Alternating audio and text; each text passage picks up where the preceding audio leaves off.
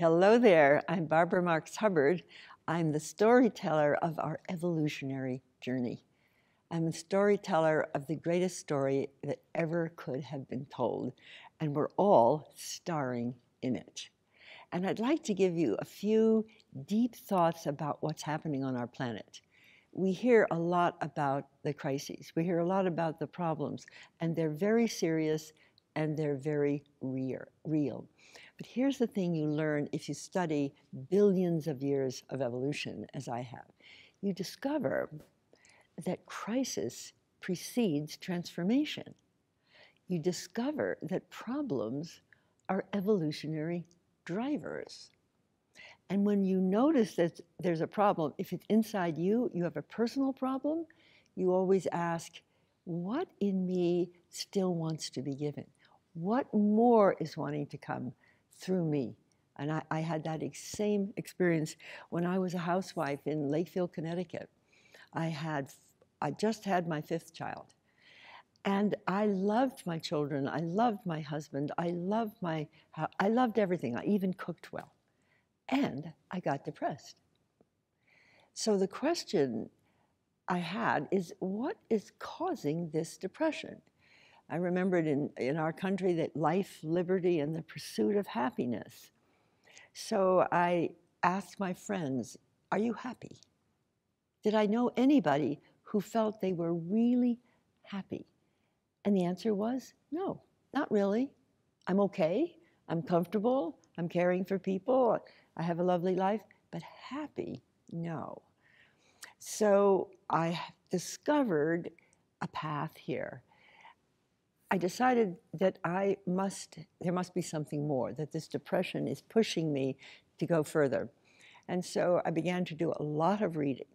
And one of the most important things I found was from Abraham Maslow, Toward a Psychology of Being. He was a famous beginner, founder of the human potential movement. I never heard about that at all. And so I read this book, and here's what he said. He studied well people rather than sick people. And every single well person that he studied, he called self-actualizing, actualizing that self within them, had one thing in common: chosen work they found intrinsically self-rewarding and of service.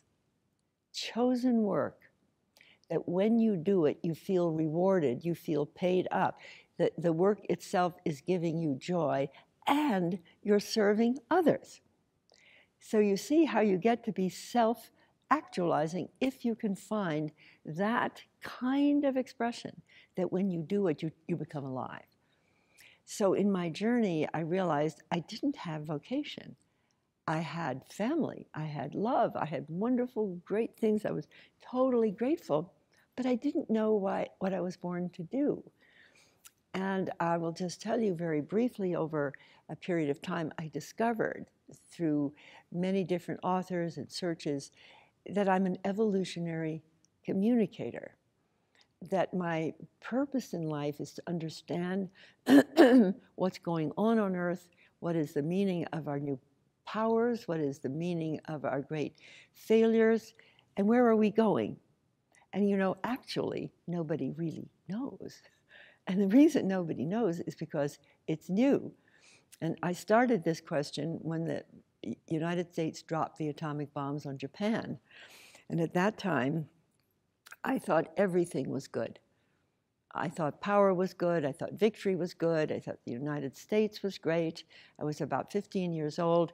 And I realized in that moment that if we continued to use that great power that was represented in the atomic bomb in a state of separated consciousness, we would destroy each other. It would kill us. And that was only atomic power, now nuclear power, the power to understand our own genetic code, the power to have extended intelligence, the power to go into the universe, huge powers for humanity. So as I researched this, I began to find my vocation. This is for you now to think in all of this, what is calling you to say yes to it? I said, yes, I'll be a communicator. And what I discovered is Our crisis is a birth of a new humanity on this earth. Our crisis is the birth of a humanity capable of co-evolving with nature, capable of co-creating with spirit, capable of giving our gift in love and empathy.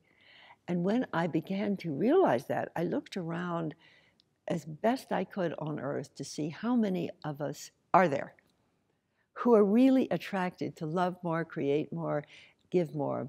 Well, just about everybody internally really longs for this.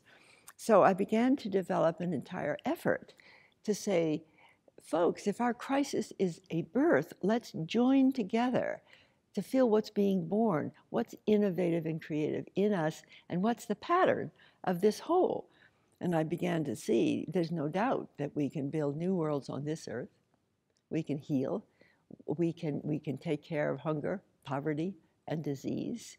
We can liberate unique potential, and we can explore the vast regions of the universe beyond planet Earth. We're at the crisis of birth of the greatest possible age that has ever existed on this earth. And every one of us alive now who feels something growing within us is part of that birth. And I'll just conclude this part of the story by saying, in tracking the story of our birth, I began to feel that we are a new species. Because when you combine spiritual and vocational and high technology scientific capacities, we have powers of ancient gods. And each of us is beginning to arise as a participant in the creation of what I'm calling Homo universalis, a universal species where we can connect what's creative in each of us with others, with the innovations, and launch a planetary call for a planetary awakening in love in our lifetime. Please join me in this call. Thank you.